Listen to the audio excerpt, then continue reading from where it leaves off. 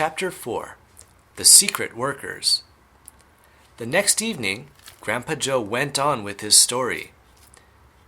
"You see, Charlie," he said, "not so very long ago, there used to be thousands of people working in Mr. Willy Wonka's factory.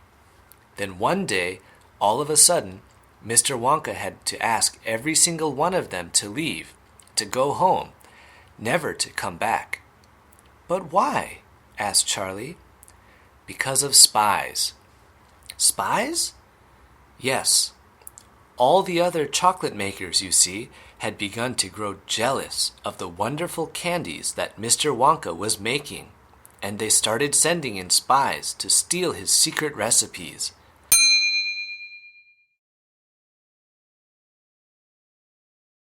The spies took jobs in the Wonka factory, pretending that they were ordinary workers, and while they were there, each one of them found out exactly how a certain special thing was made." "And did they go back to their own factories and tell?" asked Charlie. "They must have," answered Grandpa Joe, "because soon after that, Fickelgruber's factory started making an ice cream that would never melt, even in the hottest sun. Then Mr. Prodnose's factory came out with a chewing gum that never lost its flavor, however much you chewed it. And then Mr. Slugworth's factory began making candy balloons that you could blow up to huge sizes before you popped them with a pin and gobbled them up. And so on and so on.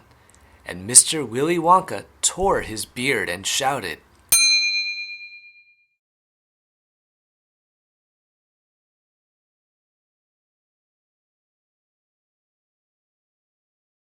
'This is terrible! I shall be ruined! There are spies everywhere! I shall have to close the factory.' But he didn't do that," Charlie said. "Oh, yes, he did. He told all the workers that he was sorry, but they would have to go home. Then he shut the main gates and fastened them with a chain.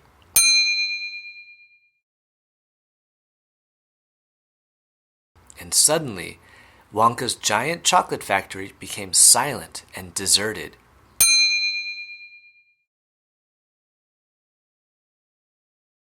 The chimney stopped smoking. The machine stopped whirring.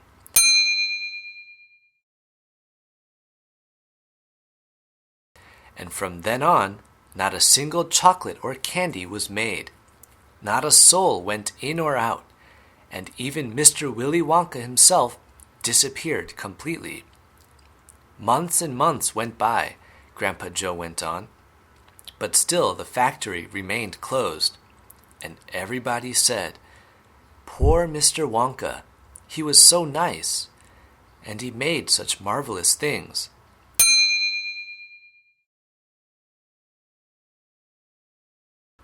But he's finished now, it's all over. Then something astonishing happened.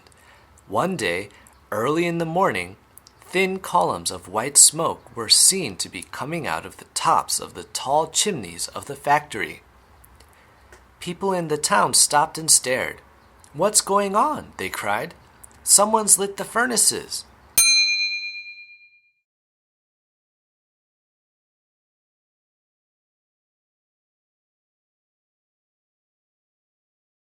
"Mr. Wonka must be opening up again." They ran to the gates, expecting to see them wide open, and Mr. Wonka standing there to welcome his workers back. But no, the great iron gates were still locked and chained as securely as ever, and Mr. Wonka was nowhere to be seen. "But the factory is working," the people shouted. "Listen, you can hear the machines. They're all whirring again. And you can smell the smell of melting chocolate in the air."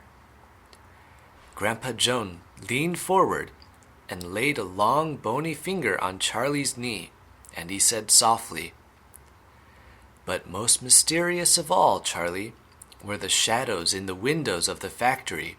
The people standing on the street outside could see small dark shadows moving about behind the frosted glass windows."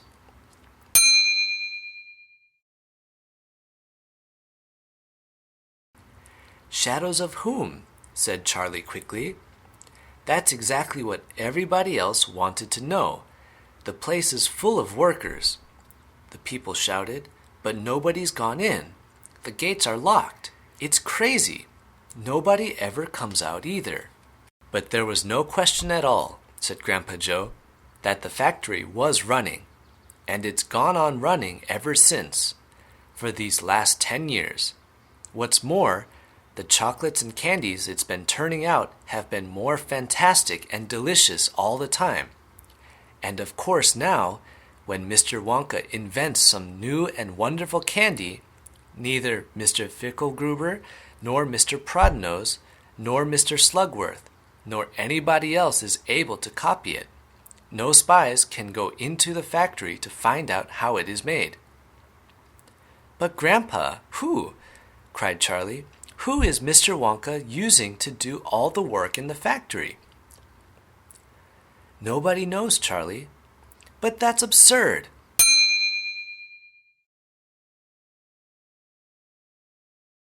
Hasn't someone asked Mr. Wonka? Nobody sees him anymore. He never comes out. The only things that come out of that place are chocolates and candies. They come out through a special trapdoor in the wall,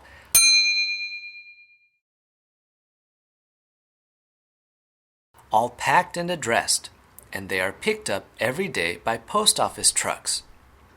But Grandpa, what sort of people are they that work in there?